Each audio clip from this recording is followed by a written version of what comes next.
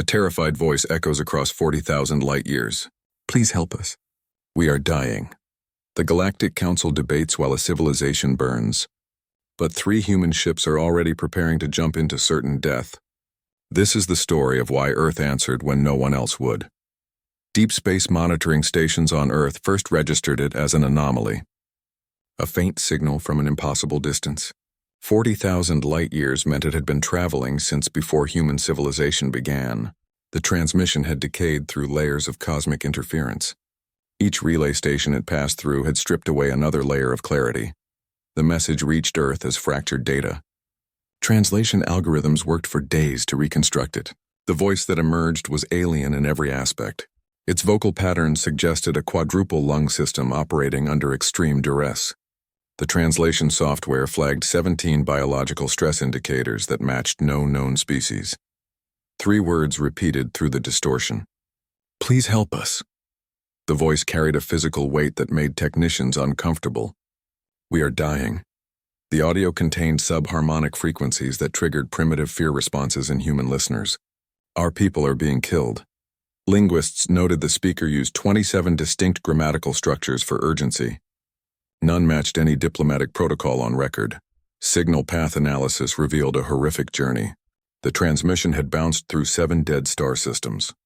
Each system showed no signs of habitation for centuries. The signal's power loss indicated it had traveled through multiple debris fields. This wasn't a clean beamcast from a functioning civilization. It was a desperate broadcast on all frequencies from a dying world. The final seconds contained sounds that defied translation. Sharp impacts against metal structures, the scream of stressed alloys failing, a crash that might have been a console exploding. Then a long silence punctuated by what might have been weapons fire in the distance. The transmission ended with a sudden cutout. Not a proper sign-off. A termination. Earth's diplomatic corps confirmed the source 12 hours later. The Valyrian Republic's final broadcast. Their last official communication had been a scientific paper on energy transmission. This was something else entirely. A raw plea from a species facing extinction. The message contained no coordinates, no tactical information, no demands. Just a simple request for help from beings who had nowhere else to turn. The signal hung in Earth's communication networks. It played in quiet rooms where admirals stared at star maps. It echoed in the minds of politicians calculating risks. It settled into the consciousness of a species that had just reached the stars. Across the galaxy, other species received the same transmission. They analyzed it, debated it, then filed it away as someone else's problem. But on Earth, the message found purchase in a culture that remembered what it meant to be helpless. The voice from 40,000 light-years away had reached the one species that might actually answer. Earth's xenobiology archives painted a clear picture of the Valyrians. They were herbivores in the purest sense. Their entire evolutionary path showed no predatory adaptations. Their teeth were flat grinding surfaces designed for plant matter. Their digestive systems contained multiple fermentation chambers for breaking down cellulose. Their hands featured delicate manipulative digits perfect for scientific work, not combat. Their 5 planets housed only 50 million beings total, a small civilization by galactic standards. Each world maintained perfect ecological balance. Their cities blended into natural landscapes rather than dominating them. They built research facilities instead of military installations. Their technology focused on energy efficiency and environmental protection. Valyrian society operated on philosophical principles developed over millennia. They valued knowledge acquisition above material wealth. Their greatest honors went to scientists who made breakthroughs in sustainable energy or ecological harmony. Their cultural records showed no wars, no conflicts, no internal violence. They solved disputes through mediation and logical debate. Their defensive capabilities were minimal by design. Basic orbital platforms could deflect meteor strikes. Ground-based systems provided protection against natural disasters. Nothing designed for military engagement. Their security forces carried non-lethal restraint devices for rare cases of civil disturbance. The concept of organized warfare existed only in historical studies of other species. Their last official transmission before the distress call discussed energy transmission breakthroughs. They had perfected a method for beaming power between planets without loss. The scientific paper read like poetry about cosmic harmony. They offered the technology freely to any species that wanted it. No security concerns, no restrictions, just pure scientific sharing. Now they faced the Krex Empire, a predator species with military capabilities beyond anything in Valyrian experience. Their peaceful evolution provided no preparation for this threat. Their philosophical traditions offered no solutions to systematic extermination. Their scientific brilliance meant nothing against overwhelming force. The Valyrians represented civilization's ultimate vulnerability. Intelligent enough to create advanced technology, moral enough to avoid weaponizing it. Their biology lacked the aggression response needed for combat. Their culture lacked the institutional knowledge for warfare. They were thinkers, builders, gardeners, not fighters. They had watched other empires rise and fall around them for centuries. They maintained neutrality through diplomatic engagement and scientific exchange. They believed knowledge would protect them better than weapons. Their confidence in galactic community proved tragically misplaced. When the attack came, they had nowhere to turn but the void. Their distress call reflected this fundamental mismatch. The voice contained confusion as much as fear. They couldn't comprehend why another species would want to destroy them. They offered no resistance, only requests for understanding. Their message was a plea for reason in an unreasonable situation. They stood as the perfect test case for galactic morality. A species that had never harmed anyone, now facing annihilation. Their only crime was existing peacefully in a dangerous universe. Their call for help became a mirror reflecting every species' true nature. Some looked away. One species did not. The Valyrian transmission gave Earth its first concrete intelligence. The attackers identified themselves as the Krex Empire. Galactic databases contained sparse information on this species. What little existed painted a disturbing picture. The Krex were insectoid life forms from a high-gravity world. Their biology suggested hive mind characteristics. They communicated through chemical signals and subsonic vibrations. Their society appeared completely militarized from birth to death. They had been systematically dismantling the Valyrian Republic for 6 standard months. Their campaign followed a precise pattern repeated across 5 worlds. First came the orbital bombardment phase. Kinetic weapons targeted population centers and infrastructure. Then ground forces deployed in overwhelming numbers. Krex technology emphasized durability and firepower. Their warships featured layered armor that could withstand direct hits from most energy weapons. Their ground troops wore natural chitinous plating enhanced with molecular bonding. They moved in perfect synchronization like a single organism. Their tactics showed no variation or creativity. They simply applied overwhelming force until resistance ceased.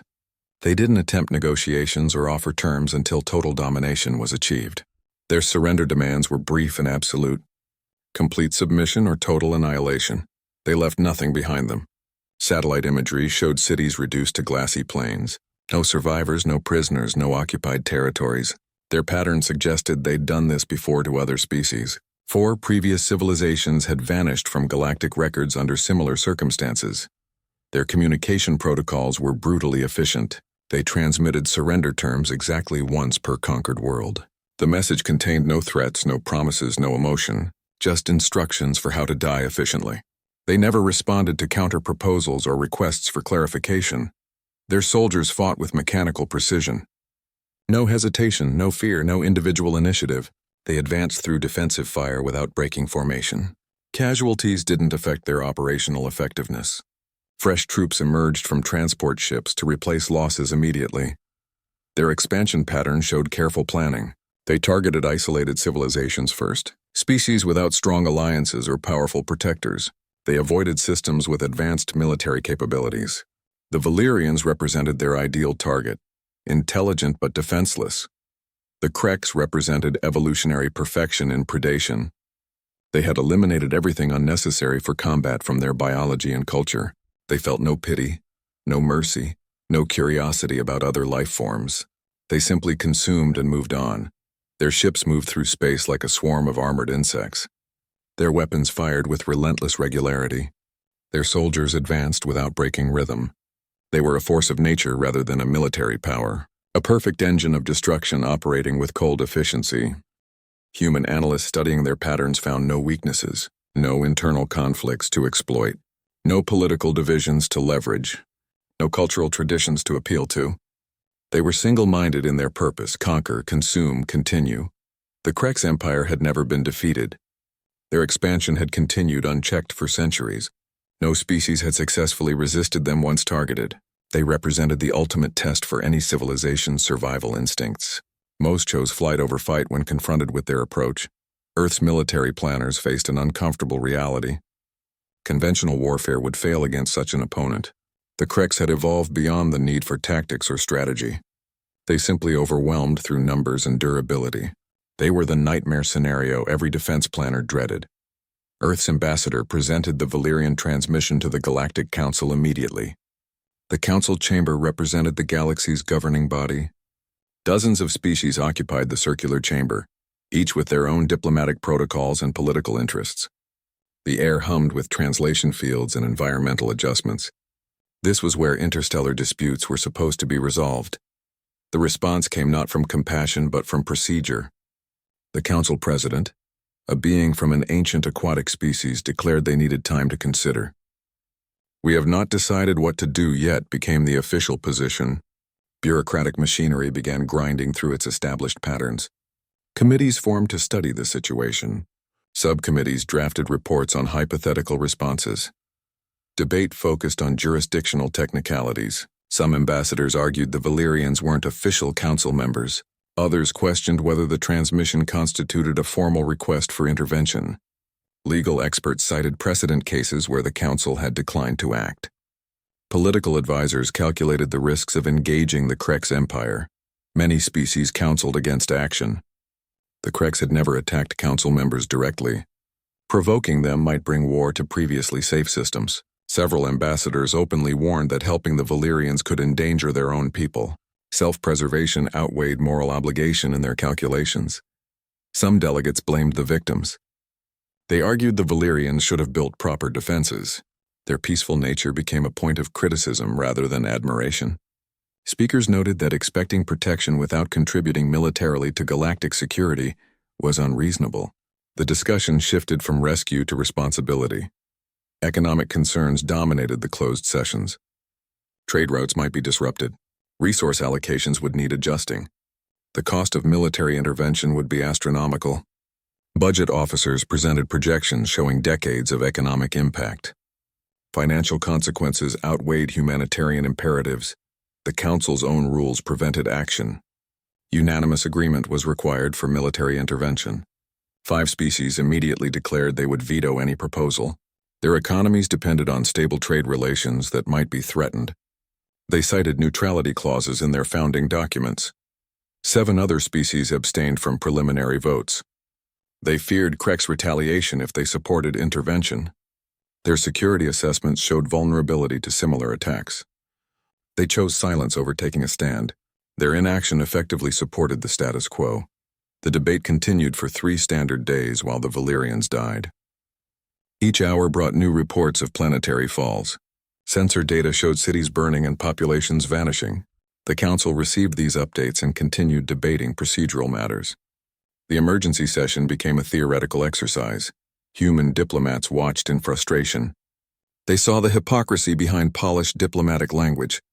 They recognized fear masquerading as prudence. The galaxy's governing body had become a machine for avoiding responsibility. Its complexity served to prevent action rather than enable it. The final vote never happened. The council president declared the matter required further study. A special committee would examine long-term solutions to similar situations. The Valyrian emergency became another archived case file. The decision was made through absence of decision. The message went out to all member species. The Galactic Council would not intervene. They cited jurisdictional limitations and strategic concerns. They offered condolences and promises of future diplomatic efforts. The response amounted to formal abandonment. Human representatives received the verdict in silence. They watched other ambassadors return to their ships relieved. The crisis had been managed without risk to their interests. Paperwork had triumphed over principle. The machine had done what it was designed to do, preserve itself. Admiral Kate Turner stood before Earth's Strategic Command Council, her expression unreadable.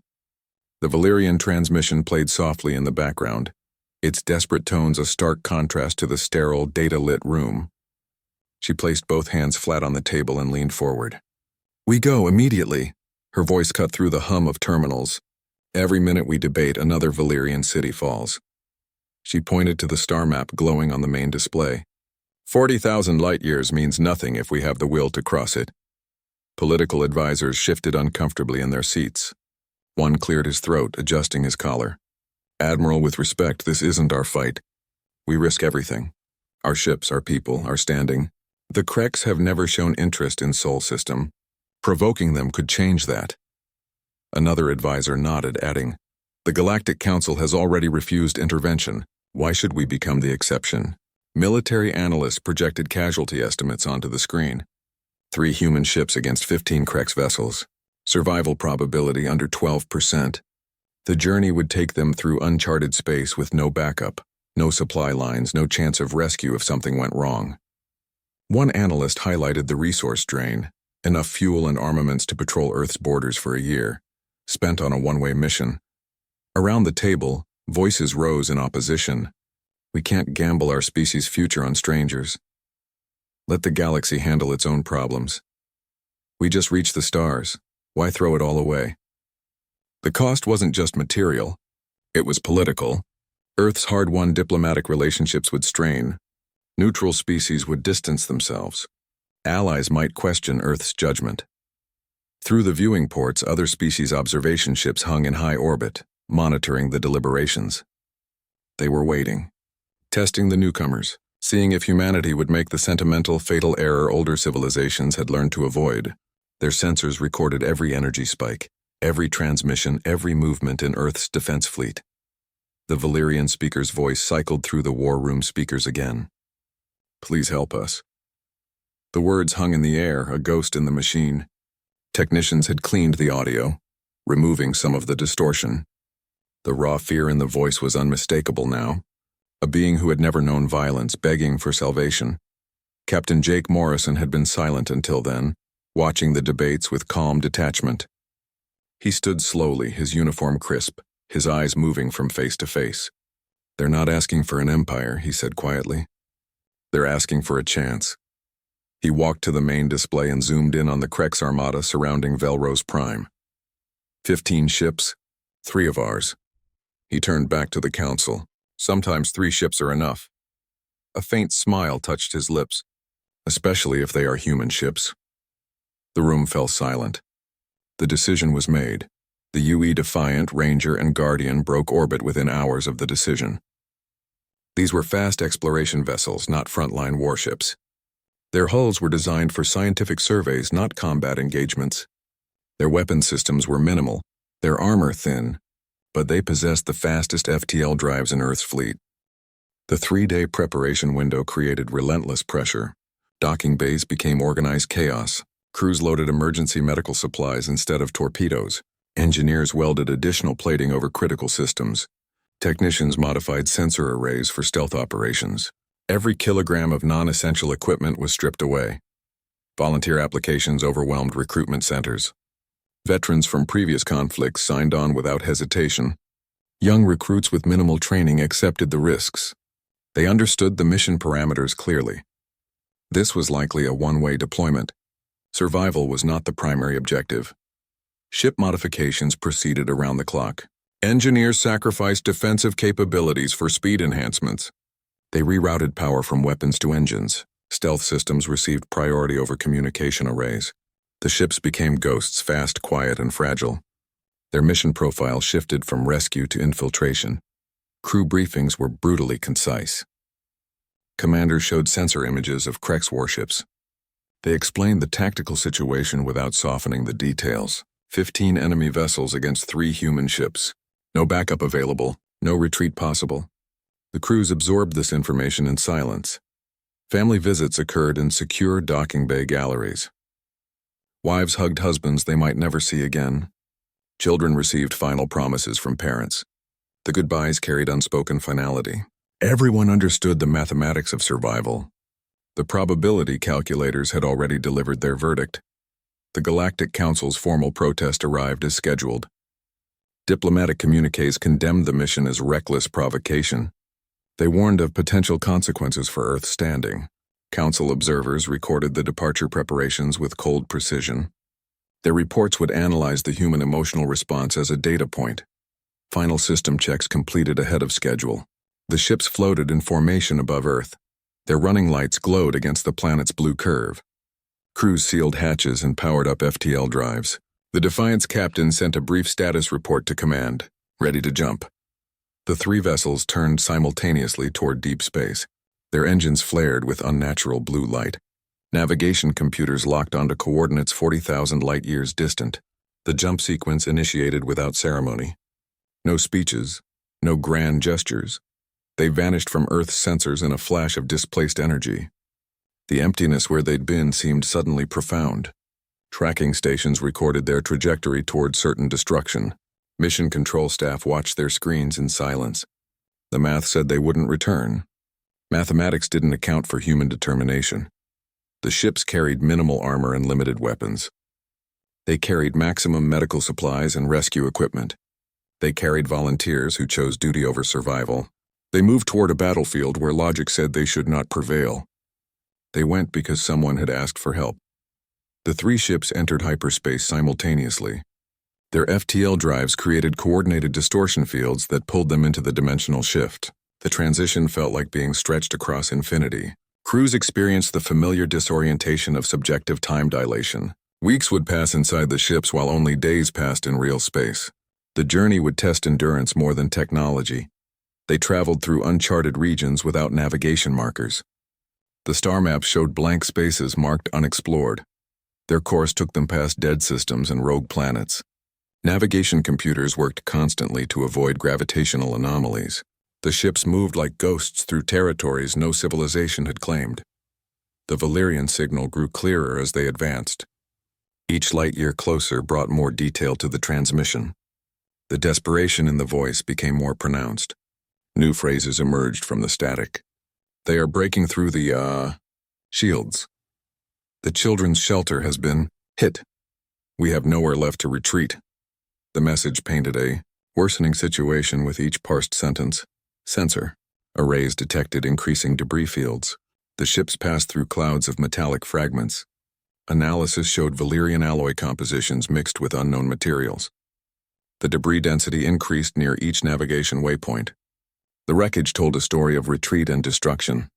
Some fragments showed energy weapon impacts from multiple angles. Communication with Earth became impossible after the first week.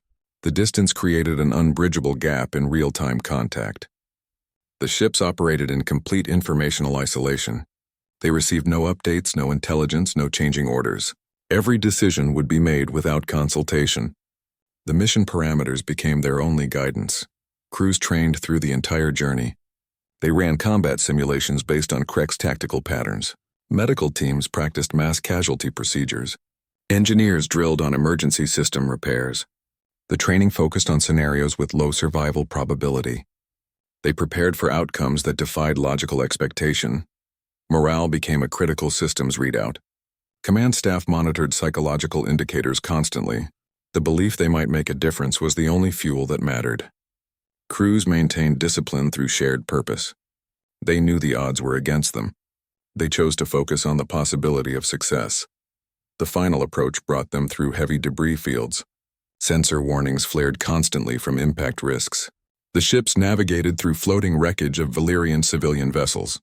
Some debris contained frozen bodies silhouetted against stars. The scale of destruction became visible even in the emptiness between worlds.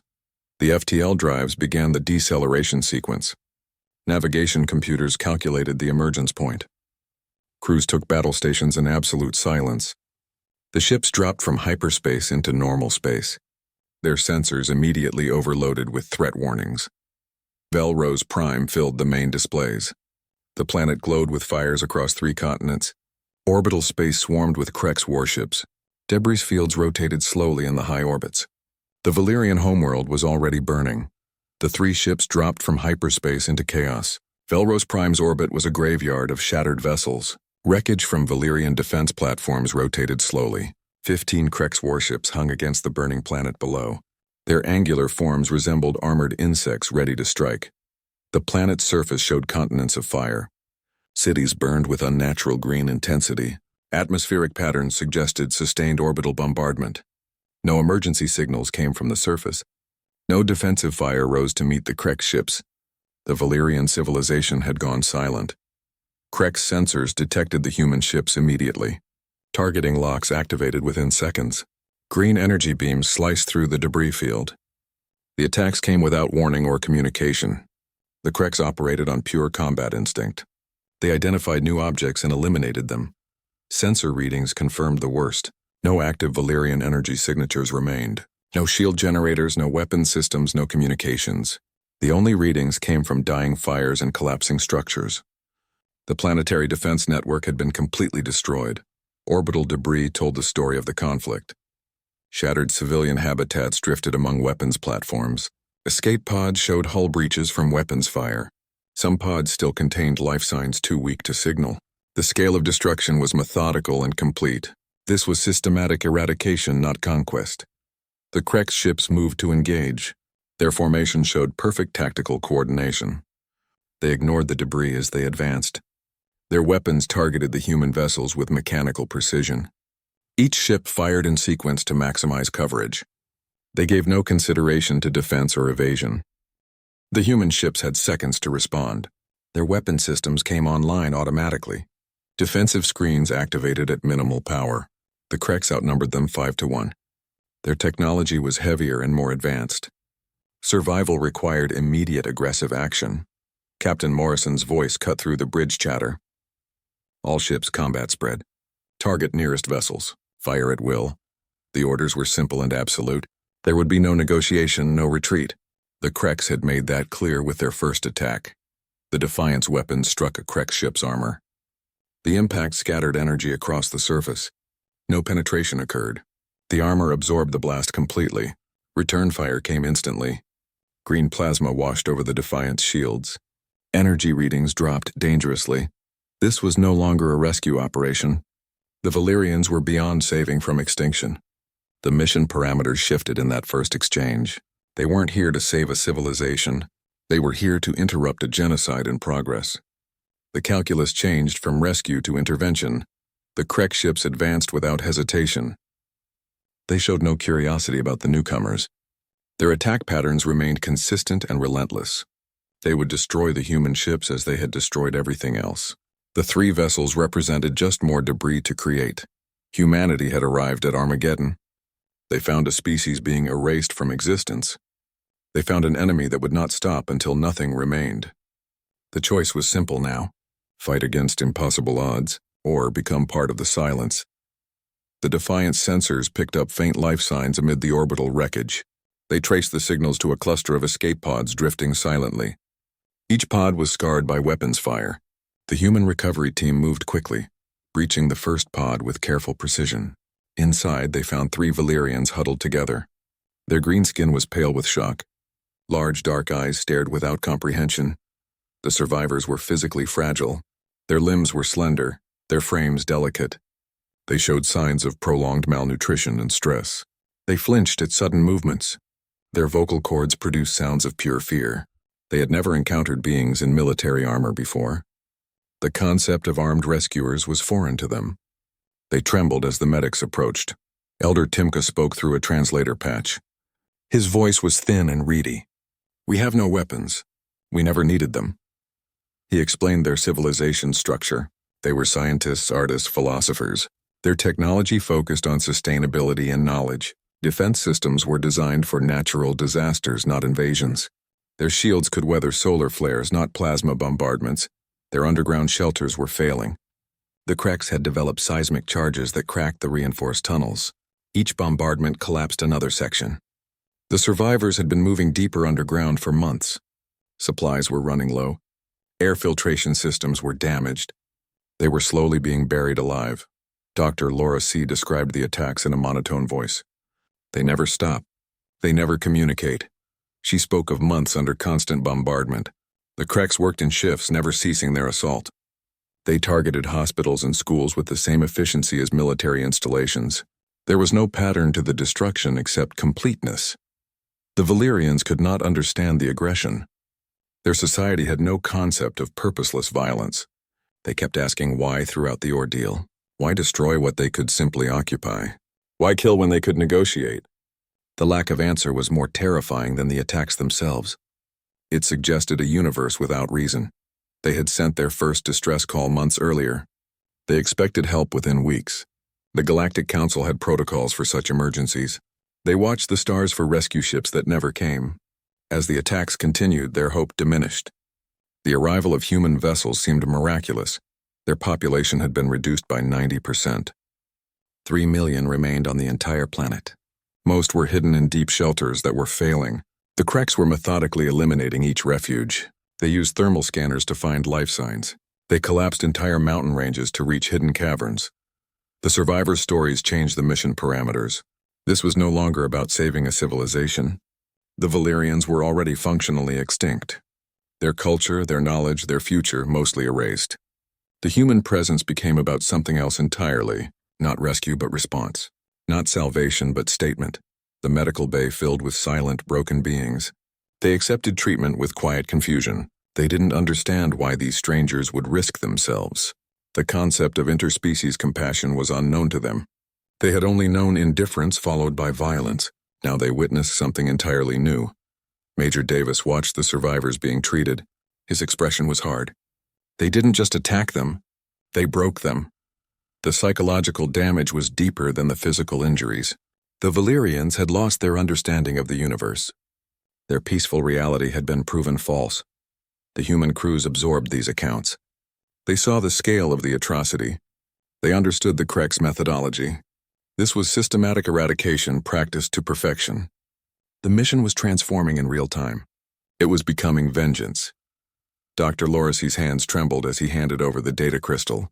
The Valyrian scientist had spent months hiding in deep rock shelters, recording Kreks troop movements and biological readings. His observations painted a picture of evolutionary perfection in warfare. The Kreks were insectoid organisms with hive mind coordination. They moved as a single entity across battlefields. Their biology eliminated weaknesses common to other species. They felt no fear because their neural structure lacked the capacity for it. They showed no mercy because their social structure rewarded only efficiency. Individual survival meant nothing to them. Only the swarm's success mattered. This made them perfect soldiers in a way no trained military could match. They communicated through chemical signals and subsonic vibrations. Their armor was natural chitinous plating enhanced with molecular bonding. It could withstand direct hits from energy weapons that would vaporize other species. Their perception was limited to threat assessment and resource identification. They viewed other life forms as either obstacles or materials. Their reproduction rate was their greatest strategic advantage. They could replace losses faster than they incurred them. A single Kreks queen could produce thousands of warriors per cycle. Casualties meant nothing to their overall strength. They would continue attacking until either they or their enemy was completely destroyed. Their persistence was absolute. They had no concept of negotiation or surrender. Their communication attempts consisted only of surrender demands. They never responded to counter-proposals or requests for parley. Their technological development focused entirely on offensive capabilities and defensive durability. Their ships were weapons first and vessels second. Everything was designed for maximum destructive potential. Their tactical approach was brutally simple. They identified targets and applied overwhelming force. They did not adapt or improvise because their methods always worked against previous opponents. Their hive-mind coordination allowed perfect synchronization across vast distances. They could execute complex maneuvers without communication delays. They were a machine of pure conquest. But Dr. Lorisi had noticed patterns in their behavior. Their communication signals followed specific rhythmic sequences. Their armor, while nearly impregnable, had structural weak points at the joints. Their predictable tactics became their vulnerability against an opponent who studied them. Their greatest strength was also their greatest weakness.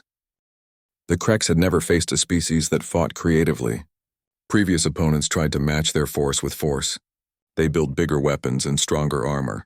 They failed because the Kreks were better at that type of warfare. The Valyrians had observed this pattern across multiple conquered civilizations. Everyone tried to fight the Kreks on their terms. Human engineers studied the data with different eyes. They weren't looking for a stronger weapon. They were looking for a smarter approach. The Kreks' biological advantages were impressive, but evolution had not prepared them for an enemy that would cheat. Their perfection in conventional warfare made them vulnerable to the unconventional. Dr. Lorisi's final observation proved most valuable. The Krek's response to certain sound frequencies was abnormal. Their coordination broke when exposed to rhythmic vibrations outside their communication patterns.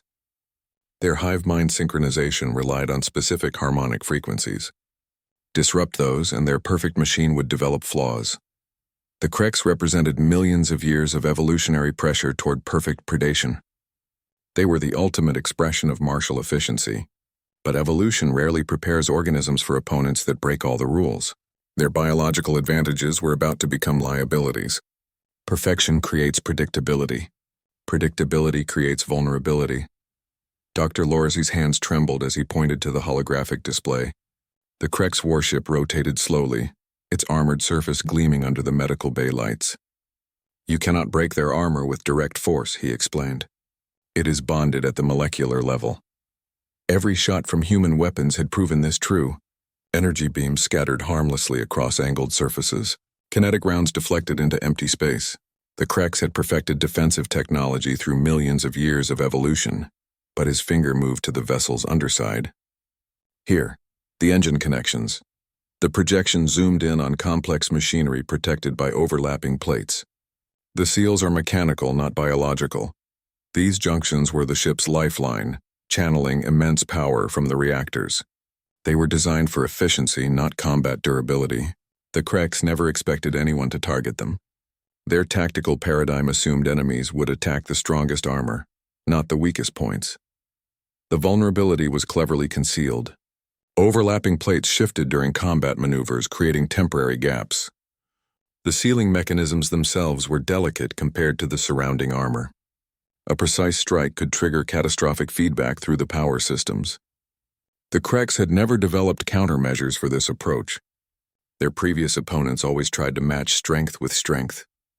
They built bigger weapons instead of smarter tactics. Human engineers studied the schematics with new understanding. Their ships were faster and more maneuverable than the Krek's vessels. They could exploit this advantage. Instead of frontal assaults, they would strike from below. Instead of maximum firepower, they would use surgical precision. The strategy shifted from destruction to disruption. The Krek sensors were optimized for large energy signatures. They tracked weapons fire and engine emissions. Stealth approaches using minimal power might escape their notice. Their command structure was rigid and predictable. They would not adapt quickly to unconventional tactics. Their entire evolutionary path had prepared them for direct conflict, not clever opposition. Captain Morrison watched the analysis with grim satisfaction. They expect warriors. We'll give them soldiers. The distinction mattered. Warriors fought with honor and direct confrontation. Soldiers fought to win by any means necessary. Humanity's own bloody history had taught them that lesson well. They would not make the same mistake as previous species. The tactical computers began running simulations. They mapped attack vectors from the planetary shadow. They calculated ignition sequences for minimal energy signature. They identified the exact moment when overlapping plates would shift during Krek's maneuvers. Every variable was accounted for. The plan relied on precision, not power. Engineers modified weapon targeting systems. They programmed focusing algorithms for the engine seam vulnerabilities. They recalibrated thrusters for rapid approach and retreat maneuvers. The ships would strike like daggers in the darkness, hit the weak point and vanish before the Kreks could respond. Their limited numbers became an advantage. Fewer ships meant fewer signatures to detect. The Kreks continued their methodical bombardment below. They showed no awareness of the new threat developing above them. Their sensors scanned for conventional attacks. Their weapons remained oriented toward expected approach vectors. Their biological programming had no contingency for this scenario. They were perfect predators facing prey that refused to behave like prey. Human crews prepared for a battle unlike any they had trained for. This would not be an exchange of firepower. It would be a surgical strike against a vulnerable nervous system. They would fight like physicians rather than warriors. Diagnose the weakness, apply precise treatment, watch the body fail. The Kreks had built the perfect fortress. Humanity would simply avoid the walls and poison the well. Captain Morrison studied the tactical display. 3 ships against 15. Conventional military doctrine offered no solutions. Standard engagement protocols would lead to certain destruction. The mathematics of force projection were clear and absolute. He needed a strategy that ignored centuries of established combat theory. The plan emerged from necessity rather than tradition. Speed would replace armor. Misdirection would replace firepower. They would use everything the battlefield offered, including the debris field itself. The floating wreckage became part of the equation. Large fragments could provide temporary cover against energy weapons. The Ranger would position behind a shattered space station segment. The Guardian would use a destroyed Krex vessel as a shield. Synchronized attacks would target multiple engine weak points simultaneously. All three ships would strike at the exact same moment. This would prevent the Krex from focusing their response. The timing needed to be perfect. Navigation computers calculated approach vectors through the debris field. Weapons officers programmed targeting solutions for the vulnerable engine seals. Boarding actions would follow successful strikes. Marine teams would infiltrate disabled Krex vessels. Their mission was intelligence gathering, not ship capture. They would download navigation data and tactical information. Any usable intelligence could reveal additional vulnerabilities. The boarding parties understood the extreme risk. Krex interior defenses were completely unknown. The Krex's predictable responses became part of the strategy. Their tactics showed no variation or adaptation. They always reinforced areas under attack. They always pursued retreating vessels. These patterns could be exploited. The human ships would feign retreat to draw them into unfavorable positions. They would use the Krex's own rigidity against them. The planet's gravity well offered additional advantages. Ships could use orbital mechanics to gain velocity without engine power. They could position themselves where Krex weapons had limited firing arcs. The planetary horizon would provide temporary cover from direct attacks. Navigation plots showed optimal courses that minimized energy signatures. Communications would remain silent throughout the engagement. No transmissions, no signals, no electronic emissions. The Krex relied on sensor data for targeting. Minimal energy output would make the human ships harder to detect and track. All coordination would occur through pre-planned maneuvers and visual signals.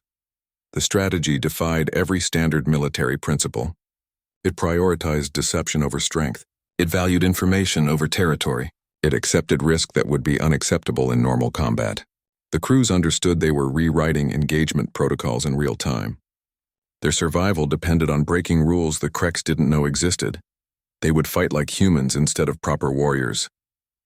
Humanity's own violent history had taught them something valuable. Winning mattered more than honor. Survival mattered more than tradition. The Krex expected opponents who fought according to established patterns. They would receive something entirely different. The final briefing was remarkably simple. Captain Morrison looked at his officers. Forget everything you learned at the academy. Fight dirty. Fight smart. Fight to win. The plan was set. 3 ships would attack a fleet 5 times their size using tactics that made no logical sense. They would become predators instead of prey. The Krex had perfected warfare. Humanity had perfected survival. The Defiant maneuvered behind a drifting mass of wreckage. The shattered remains of a Valyrian space station provided unexpected cover. Its twisted metal framework cast strange shadows across the bridge viewports. Navigation held position using minimal thrusters. The ship became just another piece of debris in the orbital graveyard. Krex weapons fire slammed into the makeshift shield. Green plasma splashed across the metal surface. The impacts sent vibrations through the Defiant's hull. Sensors showed the debris absorbing most of the energy. The tactic worked better than expected. The Krex continued firing at the obvious target without adjusting their approach. The Ranger and Guardian executed diversionary maneuvers. They drew fire by making aggressive passes at other Krex vessels. Their weapons struck armor plates in harmless displays. The Krex response was immediate and predictable. They focused on the visible threats. Their tactical programming prioritized active combatants over stationary objects. The Defiant slid silently underneath the engaged Krex ship. Navigation used the planet's gravity for momentum without engine power. They positioned directly beneath the enemy's engine housing, targeting sensors locked onto the connection seams. The precise location showed as a glowing red circle on displays. Weapons officers adjusted focus to millimeter precision. Concentrated fire erupted from the Defiant's forward batteries. Energy beams struck the exact coordinate simultaneously. The effect was instantaneous and catastrophic. The engine connection failed under the precise attack. Power feedback surged through the Krex vessel's systems. Internal explosions rippled along the hull. The Krek ship detonated from within. The explosion sent debris scattering through the formation. The shockwave rattled the Defiant's shields. Other Krek's vessels paused their attacks. Their perfect coordination showed its first fracture. The sudden loss of one ship created confusion in their network. The victory proved the theory correct. The weak point targeting worked exactly as predicted, but the tactical success came with immediate consequences. The remaining Krek ships reoriented toward the Defiant. Their weapon systems acquired new targets. 14 warships now focused on the human vessels. The Krek's response was not emotional, but mechanical.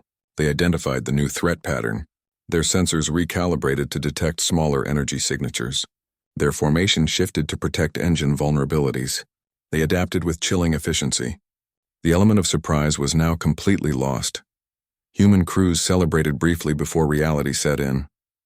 They had eliminated one enemy vessel. 14 remained operational. The Kreks now understood the human tactics. They would not be vulnerable to the same approach again. The battle had just become significantly more difficult. The Defiant retreated behind fresh debris cover. Damage reports showed minor shield degradation. The ship had survived the first exchange. But the Kreks were learning. Their hive mind processed the new data. Their next attack would be more sophisticated. Captain Morrison studied the tactical display. 14 enemy ships recalculated their approach vectors.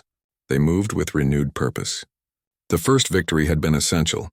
It proved the Kreks could be defeated. But it also awakened the swarm to the true threat. The humans had shown their capability. Now they faced the consequences. The battle entered a new phase. The Kreks would not underestimate their opponents again. Their attacks became more measured and precise. They covered each other's vulnerable areas. They moved in tighter formations. The humans had taught them a lesson. Unfortunately, they were quick learners. 3 ships now faced 14 angry warships. The Kreks understood the stakes completely. They recognized the human threat to their perfection. Their response would be absolute and without mercy. The test had been passed. The examination was just beginning. Commander Elise Tanner monitored the communication feeds. Her console displayed Krek signal patterns across multiple frequencies. She noticed something unusual during the recent engagement. The Krek ships had briefly lost formation when the Defiant's engines resonated at a specific frequency during evasive maneuvers. Their coordination fractured for exactly 1.2 seconds before recovering. She ran analysis on the incident. The Krek's communication signals showed disruption patterns matching the engine frequency. Their perfect synchronization broke when exposed to certain vibrations. The effect was temporary but consistent across all nearby vessels. She brought the data to Captain Morrison. They react to specific frequencies, sir. Their coordination fails. Dr. Sam Rodriguez studied the findings. His background in xenobiology provided immediate insight. Insects on Earth have similar vulnerabilities. He explained how certain sound patterns disrupted hive coordination. The Krek's biology might share this trait. Their hive mind communication relied on precise vibrational frequencies, introduced discordant rhythms, and their perfect machine would develop flaws. The crew decided to test the theory immediately. Communication officers scanned their entertainment databases. They needed something with powerful low-frequency vibrations and chaotic rhythms. The selection was obvious. Heavy metal music contained the exact characteristics required. The audio files were loaded into transmission systems. They broadcast across all frequencies simultaneously. The effect was instantaneous and dramatic. Krek ships drifted out of formation. Their weapons fire became erratic and uncoordinated. Some vessels stopped firing completely. Others began moving in random patterns. The music disrupted their communication signals completely. Their hive mind coordination collapsed under the auditory assault. The Krek's communication network showed complete chaos. Their normal signal patterns dissolved into noise. The structured data streams became meaningless static. Their ships moved without purpose or coordination. The perfect military machine had developed a catastrophic software error. Their biological programming couldn't process the input. Human forces intensified their attacks during the disruption. Weapons targeted vulnerable engine connections with renewed precision. The Kreks offered no coordinated defense. Each ship acted independently without swarm intelligence. Their movements became predictable and easily countered. The tactical advantage shifted completely. The music continued broadcasting at maximum power. The Kreks showed no adaptation or resistance. Their biology had no defense against this type of attack. Evolution had prepared them for energy weapons and kinetic impacts. It had not prepared them for human cultural expressions. Their perfection became their prison. The Defiance weapon struck another Kreks vessel during the confusion. The engine connection failed exactly as predicted. The ship detonated without any defensive response. Other Kreks ships drifted helplessly nearby. They made no attempt to assist or retaliate. Their coordination remained completely broken. Dr. Rodriguez monitored the biological readings. The Kreks were experiencing neural overload. Their insectoid brains couldn't process the chaotic vibrations. The music created feedback loops in their communication systems. They were effectively deaf and blind to each other. The swarm had become disconnected individuals. The human ships pressed the advantage. They moved through the disorganized formation with impunity. Their weapons found target after target. The Kreks offered no meaningful resistance. Their technological superiority meant nothing without coordination. They were learning the price of biological specialization. The music weapon had achieved complete tactical surprise. The Kreks had no countermeasures prepared. Their entire evolutionary path had never encountered such an attack. They were perfect warriors facing imperfect opponents. Unfortunately for them, imperfect opponents were full of surprises. Human culture had become a weapon against alien biology. The Kreks represented millions of years of martial evolution. Humanity represented chaotic creativity. The confrontation showed which approach adapted faster. Sometimes the right song at the right time could accomplish what weapons could not. Major Davis secured his helmet. The boarding mission required a volunteer. He didn't ask for one. He simply stood and began checking his equipment. The Marines followed his lead without discussion. They understood the odds. Survival probability was calculated at 22%. The mission parameters were clear. Breach the Kreks flagship. Reach the reactor core. Disable or destroy it. The Defiant accelerated toward the enemy command ship. Impact would likely destroy both vessels.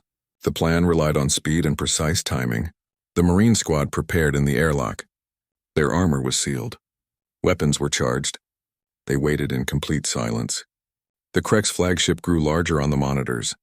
Its armored surface resembled overlapping insect shells. Impact threw everyone to the deck. The Defiant's hull groaned under the stress. Breaching charges detonated along the connecting point. The Marines moved through the opening immediately. They entered a world of darkness and strange chemical smells. Kreks warriors responded with mechanical efficiency. They advanced without hesitation or fear. The Kreks communication clicks filled the corridors. They called humans soldiers as an insult. Their vocal patterns conveyed contempt for non-warrior species.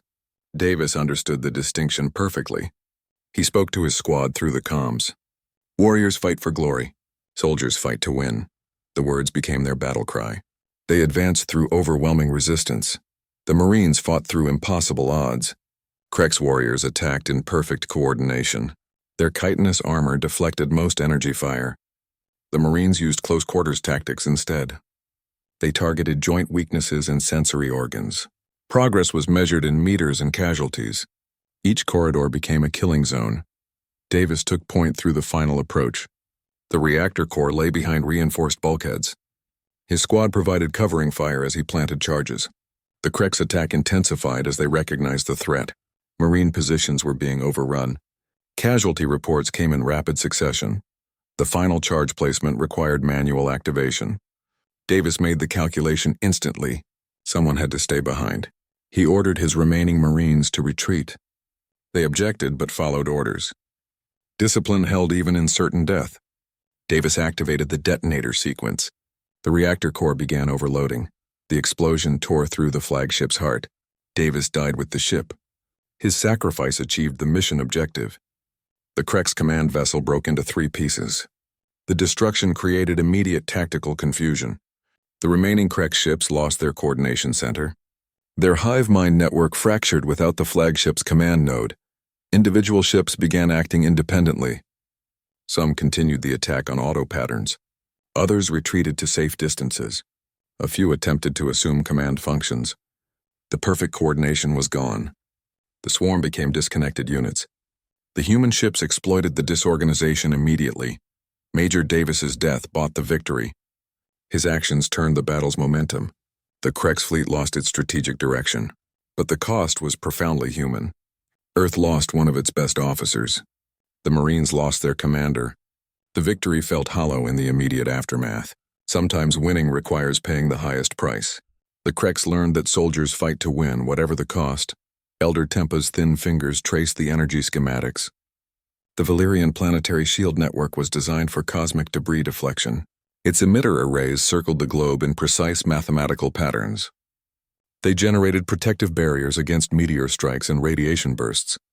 The system represented pure defensive technology. Its power output could withstand asteroid impacts, but not military assault. The Valyrians had never considered weaponizing their protection. The Elder's voice was quiet but firm. "We built it to save lives. Now we must use it to take them." His suggestion hung in the command center. Human engineers studied the shield parameters. They saw immediate possibilities. The system's frequency modulation allowed for field manipulation. Its projection angles could be recalibrated. The planetary defense grid contained untapped offensive potential. Human and Valyrian technicians worked together. They modified the emitter frequencies beyond safety limits. They reprogrammed the projection parameters for aggressive deployment. The shield's energy output was increased to maximum capacity. The modifications created a new weapon from old technology. The system could now project containment fields rather than protective barriers. It could trap objects instead of deflecting them. The remaining Krex ships were lured into position. Human vessels feigned retreat toward the planetary atmosphere. The Krex followed their programmed response patterns. They pursued the apparent victory. Their formation tightened as they closed the distance. They positioned themselves perfectly within the shield's modified projection range. Their tactical programming made them predictable. The shield activated at maximum power. A brilliant energy field enveloped the Krex fleet. The vessels were trapped within a spherical containment barrier. Their weapons fire dissipated against the energy walls. Their engines strained against the imprisonment. The Krex ships became insects in a bottle. Their perfect coordination meant nothing against absolute containment. Then the field collapsed inward. The shield's modified parameters allowed controlled implosion. The energy walls contracted with irresistible force. Krex ships were crushed against each other. Their armored hulls buckled and shattered. Reactor cores breached simultaneously. The resulting chain reaction vaporized 23 vessels in seconds. The light flash blinded sensors across the system. The Krex fleet ceased to exist. Their military presence around Velrose Prime was eliminated. The victory was total and absolute, but the cost remained staggering. The planetary surface still burned from months of bombardment. Valyrian civilization had been reduced to remnants.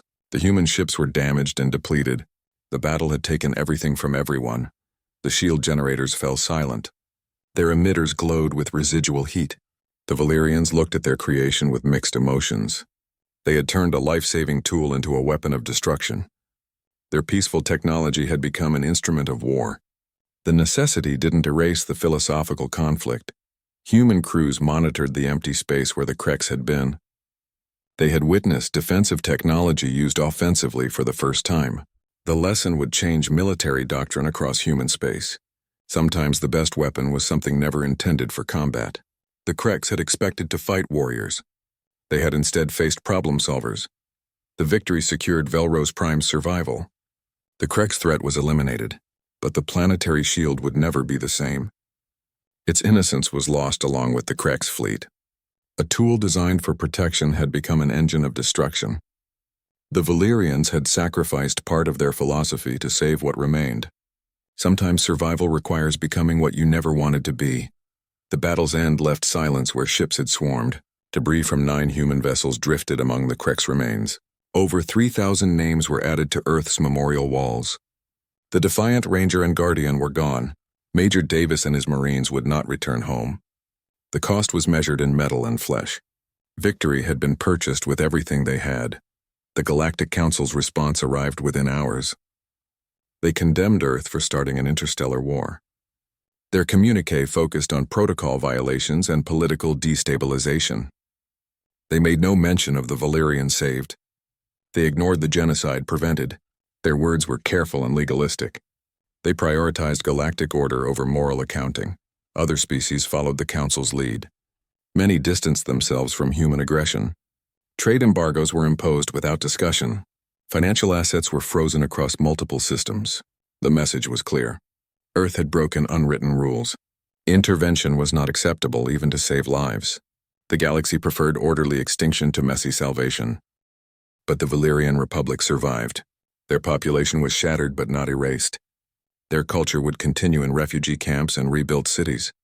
They became Earth's first official ally outside human space. Their gratitude was absolute and unconditional. They offered resources and knowledge without restriction. They remembered who had answered when others debated. Smaller powers saw opportunity in the condemnation. The Altarian Republic and others made quiet overtures. They sought alliance with the species that acted. They understood their own vulnerability to expansionist empires. They valued reliability over respectability. Earth gained unexpected partners among the overlooked and threatened. President Johnson addressed the galaxy from Earth's capital. She acknowledged the condemnation without apology. She noted the labels applied to humanity: warmongers, savages, dangerous interveners. She accepted these terms without protest. Her response became famous across human space. If that is what civilized means, then humanity chooses to remain savage. The statement defined Earth's new foreign policy. The galaxy's perception split along philosophical lines. Some species saw humans as reckless and violent. Others saw them as courageous and reliable. The division reflected deeper conflicts about galactic order.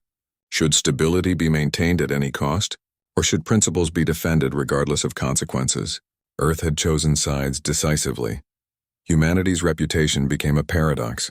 They were both saviors and savages. They protected the helpless with brutal efficiency. They valued action over procedure. They accepted isolation as the price of intervention. This duality confused older species. They couldn't categorize the newcomers neatly. Earth defied conventional diplomatic analysis. The choice was made and would not be reconsidered. Earth would answer calls for help. They would intervene where others hesitated. They would risk condemnation to prevent extinction.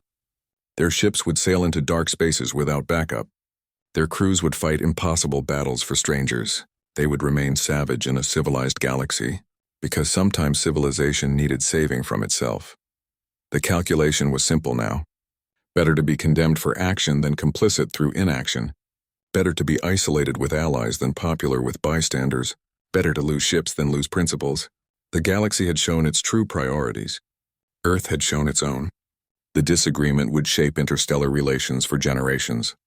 Some boundaries were not meant to be respected. The rescue mission sparked a silent revolution across the galaxy. Species that had watched the Valyrian crisis with silent fear began sending discreet messages. They had seen the Galactic Councils in action. They had witnessed Earth's intervention. The political landscape shifted without official declarations or grand speeches. Quiet alliances formed in the shadows of bureaucratic indifference. Threatened civilizations sought protection outside established channels. The Valyrian Republic became the first formal ally. They established their embassy in lunar orbit, rather than Earth's surface, a symbolic placement between humans and the stars. Their gratitude was absolute, but their resources were limited. They offered scientific knowledge and territorial access. They became the anchor point for something new. Earth became the core of an unplanned alliance. Admiral Morrison accepted command of the Defiant II. Its crew included Valyrian scientists and human officers. Their patrol routes covered vulnerable systems along the frontier. They monitored expansionist powers like the hegemony. Their presence signaled a new type of galactic security, not based on committees but on commitment. The Galactic Council maintained its condemnations. Trade embargoes continued from certain species. Financial assets remained frozen in Council space, but smaller powers ignored these gestures. They saw the practical value of reliable protection. They understood that bureaucratic debate couldn't stop plasma weapons. Action required willingness, not permission. The balance of power shifted through quiet agreements. Species joined the growing network without fanfare. They shared intelligence and resources. They established mutual defense protocols. The alliance had no official name or headquarters. It operated through encrypted channels and trusted relationships. Its strength was its flexibility and determination. Humanity's willingness to act defined the new era. Other species began adopting similar principles.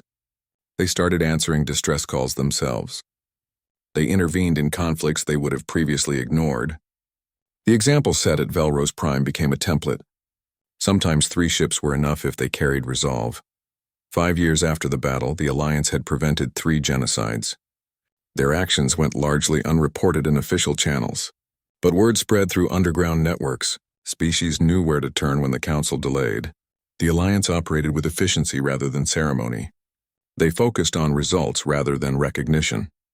President Johnson's words became their unofficial motto. The phrase echoed through command centers and bridge decks. It justified difficult choices and accepted costs. It reminded them why they acted when others hesitated. The galaxy might call them savages.